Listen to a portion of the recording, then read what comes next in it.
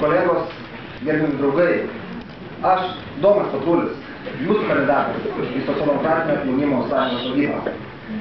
Siekiu šių pareigų, nes jaučiu ir tikiu, kad sprendų šiai pozicijai ir kad galiu save realizuoti pačiame aukščiausiame sąjungos lygyje.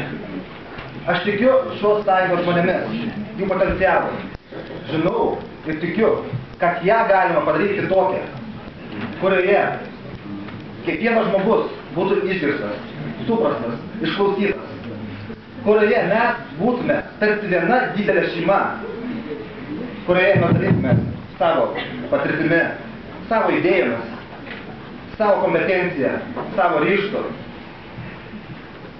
aukodamas savo asmeninį laiką, gilintas ir išklausysiu kiekvieną, kuriam tik to reikės, kuris turės idėjų, kuris norės ir turės norą veikti. Aš puikiai suprantu, kad ateinantis 2 metai tiek Lietuvai, tiek partijai, tiek sąjungai bus iššūkių metai. Partija dabar yra opozicijoje. Mes privalome tai išnaudoti. Neišvengiamai turime stiprinti sąjungos ideologinį pagrindą, o savo politinės pozicijas privaloma išreikšti per viešas masinės akcijas. Jų turi būti daug ir jos turi būti koncentruotos.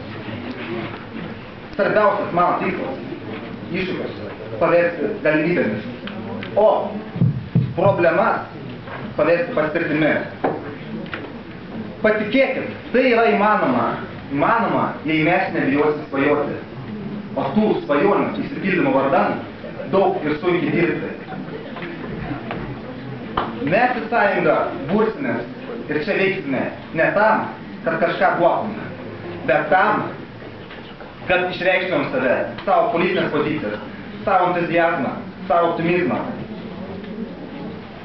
Ši sąjunga taps masiniu judėjimu, į ją susiburs tūkstančiai jaunų žmonių. Tai mes pasieksim labai paprastai. Mes į ją bursimės ne tam, kad kažką gautumėm, bet tam, kad duotume.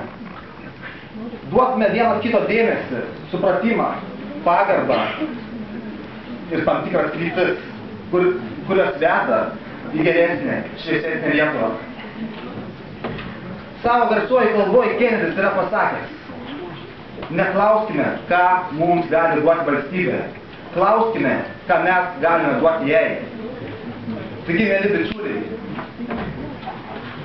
visą sąjungos aktyvę, prašau jūsų supratimo, palaikymo ir paramos.